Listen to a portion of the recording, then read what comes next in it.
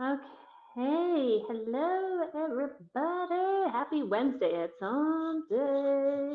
So as you are coming on, I would love for you to say hello. Let me know, make sure you can hear me okay. My headset was not working as well this morning, so let me know if you can hear me. So I got lots of notes today, ladies. So we'll see if I can stay on task. You know me. So how's everybody doing? How's everybody for the week? Hydration challenge is over. You guys all crushed it. I hope you guys are still keeping up on your goals that you have. I have another challenge coming up. It is going to be multifaceted, though. It's going to be more in depth. Um, and it's really going to kick our butts. And I think it's going to be awesome. So stay tuned for that one. That will come out. I'm still working on the outline for it. So that's probably going to be coming out next week, the announcement. And it will start, hey, Deanna, it will start on most likely the first week of April. So I'm still working it out, but it's going to be awesome. It's going to hit multiple areas where we're going to be able to see and track this whole training today about being strong and fit. It really flows into that of really tracking and seeing your progress and how much you are growing in your health, your fitness, and your strength. So today I want to talk about there's like a lot of comparison that especially as women do with other women where maybe we follow them on Insta or follow them on Facebook, TikTok, all these platforms where we're seeing these, women who maybe they're your ideal body or they're accomplishing things that you really want to accomplish. And we can get stuck in that comparison trap. So thinking that we're not making progress or we're never going to be able to do it because you don't look like they do yet. And you've been trying really hard, but yet you don't look like that. So I kind of want to dive into that a little bit is, media kind of tells us we should be a certain size, right? A certain shape. Our breast should be a certain size, our waist. We should look a certain way if we're strong, if we're fit, right? Now, mind you, a person who is physically active, who has a good balanced nutritional diet, you're going to be able to tell the difference in their physique than someone who typically doesn't really move their body, who eats a lot of processed food. There will be a difference. So yes, there is some aspect where you're going to be able to physically see and tell that somebody takes care of their body, right? They're active and they move. But that's not the whole story, right? You have people who are real tall and thin, but yet they can't walk up a hill without being out of breath, right? So looks can be deceiving. So I want to kind of dive into that today. And then at the end, I do want to give you some practical tips, some measurables that you can do to check in with yourself to see where you're at and to be able to track your progress, to see how you're growing in your strength, in your goals if you're looking to lose body fat or if you're looking to gain more lean muscle and ways to do that outside of the scale and comparison. Okay, because this is all about you, boo, just you. Who cares what anybody else is doing? This is about you and making it work for you. And are you feeling stronger? Are you feeling more fit? So when it comes to feeling like strong, there's the physical aspect of strength, how much you can physically push, pull, press, and lift. So that's the physical strength. And what it comes down to really is what you individually want. So are you strong enough to lift your kid? Are you strong enough to lift your groceries? Are you able to do all these daily activities that you want to do easily and effortlessly because you are strong enough to do that? So that's really where that strength aspect comes in is are you really strong enough to do your daily activities? Now, if you have other goals of you want to be able to bench press a certain amount or be able to do something that creates that is more challenging and you need more strength for, then again, it's measuring what you're wanting to accomplish and do and having the ability to do so. That's where that strength comes from and feeling quote unquote strong. So um, with feeling strong, that's also a mental state, not just a physical state. So being mentally strong or feeling strong, which really comes down to do you feel capable of doing the activities that you want to do? Do you trust that your body's able to do it? Do you feel that strength, that empowerment, knowing that you're fully capable and that your body will do what you want it to do? So there's the physical and then the emotional or mental state of being strong or that strength. And then when we kind of think about being fit, it's different. So strength, you have that physical strength. Then you have the whole category of being fit. And when we talk about fit, or in my opinion, fit is it's a circular. So it encompasses a lot of different aspects. So if you're physically fit, You're able to have endurance. You have muscle endurance, cardiovascular endurance. You have muscle strength. You have muscle endurance. You are able to have speed and agility and power. I mean, you can spring up real quick. That's the power from those fast twitch muscle fibers. So fitness really is multifaceted. It's not just about that physical strength. It comes down to, again, how fast can you move, how long can you go for, how much weight can you push, how long can you push it for, um, um, how long can you walk for, can you climb a hill? You know, again, it comes down to a multifaceted part of being fit, but the bigger part comes down to, what are you physically training for? You know, what do you want your health and fitness to look like? You know, so fit is very individual based as well. So, but it does hit these components of speed and agility, endurance, strength, and power. So key components, and stabilization. So being able to hold yourself in one spot or lift one leg up and not move, that balance. So this is key indicators if you are physically fit. Okay, not mentally fit. That's a whole nother topic, but physically fit. So if you're able to do the daily tasks that you want to do and that hit these key areas, then you are physically fit, right? You're able to do them. So there's different measurables though with that. But the biggest part here about the strength and fitness and feeling strong and fit is, are you able to accomplish your daily tasks? Are you able to do the things that you love doing with ease? Or is it extremely challenging for you to do those things? If it's extremely challenging, then there's areas in your fitness that you can improve on, right? That you can work towards. So it is more effortless. Now, that doesn't mean that if you choose to go climb up, 1,000 flights of stairs, I should say flights, 1,000 steps, it could be challenging, but you physically can do it, right? Because you're conditioning yourself for it. So there is a difference there. So um, with putting that together, being able to really have the life that you want, doing the things you want within the abilities you have, which means you have to train in those different areas of muscle endurance, cardiovascular endurance, muscle strength, right? Speed and agility and power. So those areas you want to encompass, so you are able to do those things that you want to do every day. So if you love to run, that's awesome, but you should also be training your body to put load on it. So body weight, resistance training, so you can train your muscles in a different way, and working on doing plyometrics, or to hit those fast twitch muscle fibers, or interval training. So again, these different components are very important to have an overall fit lifestyle, and also to feel strong physically and be strong physically and mentally. So some measurables I want to give you, because that's really important, because as we're working towards goals, we want to know, are we making it? Are we just fooling ourselves? So there are measurables. I've shared with some of you, as I put it on social to hold myself accountable, is I have a goal to do the Manitou Springs incline. And this is a place down in Colorado Springs, Colorado. And it's 2,744 stairs up. And then you got the same amount if you come down.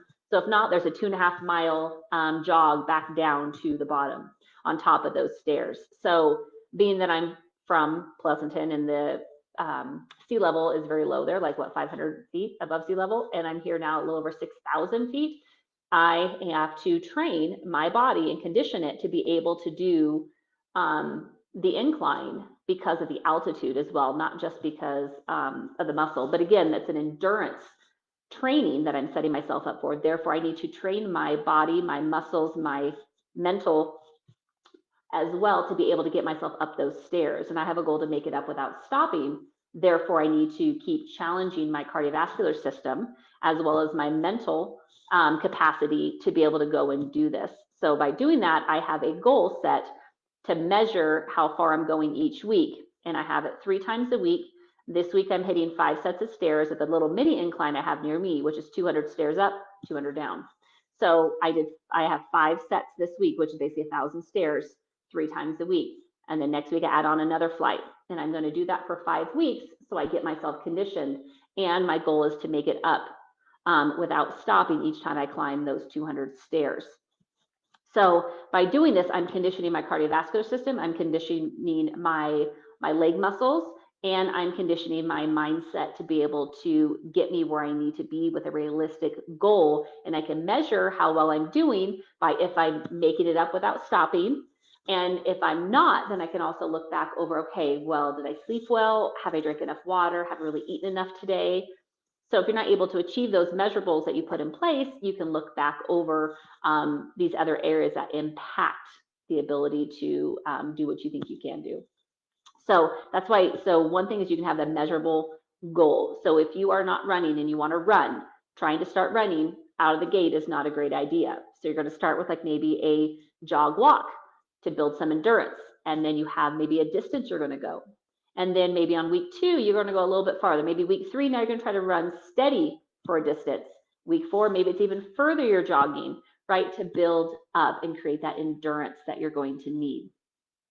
So another way to measure how you're doing in progressing on getting healthier, more fit and strong is your heart rate. You have a resting heart rate. So when you first wake up in the morning, you can take that. And then after you do a workout, take your working heart rate. So as you get more conditioned cardiovascularly, you're going to have a quicker recovery time, which means you'll get that heart rate reduced quicker. So part of that has to do with your breath and how you are breathing. I teach a lot of this through my one-on-one clients, is breath work is extremely important in making sure you are breathing properly during a workout. It's going to help you regulate your heart rate, which is going to benefit you so much more. So number 2, body measurements. So pick one day a week that you stick with and you measure key areas of your body circumference, and you take those down each week and see how your body is changing. So depending if you're trying to lose body fat, then you most likely will drop inches. If you're looking to gain more lean muscle tissue, you actually might gain a little bit of girth depending on how much body fat that you still have on top of your muscle tissue. So ladies, if you are wanting to be more toned, more sculpted, but you have some excess body fat covering the muscle, I encourage you to first lose your body fat and then go into the gains. Because again, it is very challenging to try to do it at the same time. You still want to strength train while you're trying to lose body fat, but you want to work on reducing that, having a calorie deficit first to get the body fat percentage down, and then go back to your maintenance calories and work on lifting more and to allow you to get more muscle tone and definition. Okay, so body measurements are key. So you want to take those down. Key ones you do typically right bicep, chest, the natural waist, hips, and the right thigh, and you can do the calf if you want. I don't do mine because I could care less about my calves. It's all good. So you can take those down, keep them in a spot, take them weekly, and that way you'll be able to check your measurables if you are on track to lose inches, which should equate to body fat and excess water. Okay. Another one you can do is your quality of sleep. Has it improved? Are you sleeping better? And you can see if you are, then you are getting more fit, right? Your body is getting to a place of homeostasis. You are doing things and taking actions each day that are allowing your body to recover properly. Hence, you are sleeping better. Okay, another measurable would be your hair, nails, and skin. You know, if you're taking enough water, if you're eating the nutritious food, your whole your complexion, everything is going to look very nice because you're taking care of your body. That's an area of fitness, right? If you have brittle, breaking nails, your hair is all coarse or falling out, and your skin is just a mess, usually that means that your nutrition is off, that your hydration is off, you have imbalances in your body. So again, these are areas you can see where you need to improve on and work towards. Another one is you're tracking, how are you feeling in your body? You know, how do you feel in your skin? Are you feeling more confident? How are your clothes fitting? Are they fitting better? Are they fitting looser? Are you enjoying putting clothes on now and it's not such an issue or a challenge for you? So these are really areas to have that measurability, because it may not always show up on the scale. It may not always show up on the measurements. But if you're feeling great in your body and your clothes are fitting awesome, guess what? You are improving. Okay. Another one is, last one I say is the scale. The scale is only a tool. It is not a hear all, say all, this is it. It's definitely more for guidance, and I do not recommend using a scale if you have any type of obsessive compulsive behaviors or have had issues with the scale in the past. Leave it out, it don't matter. Okay, so that is one way though that you can check if you are on a weight loss journey, or if you're looking to gain. Okay, women want to gain too and gain more lean muscle tissue, which is denser and it shows up as added weight on the scale. Okay, so you can also track when you're doing your strength training. Are you increasing your weight size? Are you increasing the reps or the set, how many sets you're doing at a time? That's showing how you're getting stronger and more efficient at your workouts. And I do recommend my clients who are doing strength training on a regular basis that every 2 to 3 weeks, you should be able to increase your weights. If you're looking to gain more strength, right, in lean muscle tissue, okay? So if you're just looking to maintain, then you're just gonna keep at the same weights, okay? But you're not gonna have any physiological change in your body if you're staying the same all the time. Your body's already adapted. So if you're looking to make changes in your body composition, the shape of your body, weight training is a key way to do that. And you can track your progress with that again by what your starting weight was, you know, how often are you moving up in weights, and how many sets and reps that you're doing. So there is key areas to focus on when you're in a fat loss journey, or if you're trying to gain lean muscle tissue. And ladies, if we're trying to gain, that means we have to take in more calories, okay? Because if we're trying to add on, which means you need more calories. When we're trying to lose body fat, we need to be in a deficit, whether that's through nutrition or exercise or a combination thereof. Personally, I like to have it more of exercise so I can eat what I want. You get me?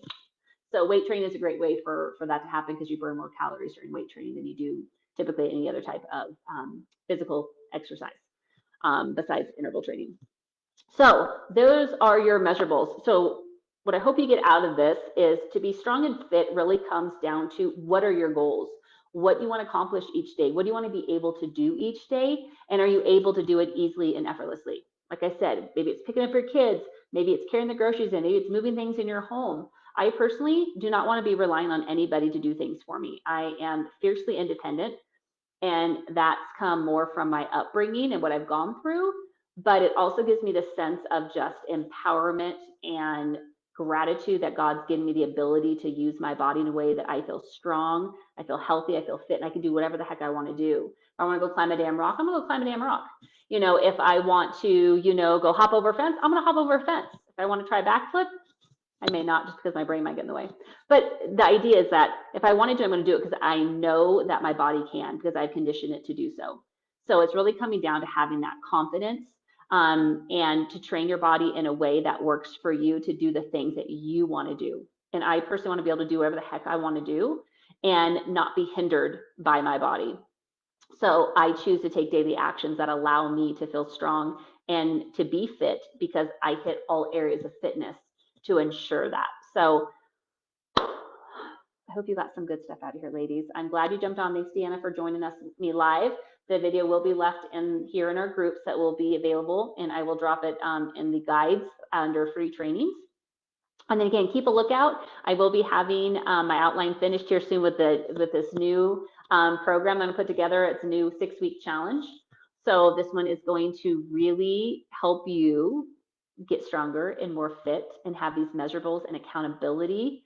And it's not going to take a ton of time. Plus, we're going to have some one-on-one with me doing some workouts. So I'm super excited. So if you love a challenge and you know you need the accountability and you're ready to just up level and expand and just grow in your health and fitness, then girl, this is for you. It's going to be flipping amazing. So I'm super excited. I will be announcing it within the next week or so, and then we'll most likely start the first week of April. So I love you all. I'm so glad you are here. I would love for you, again, to share if there's areas that you're needing some help with or would like to see some trainings on around things that would help you. Please make sure you message me or drop it in the group and tag me so I know, because I'm always looking for your guys' feedback to make sure I'm giving you the value that you need to help you move forward. So take care, ladies. Love you, and I'll see you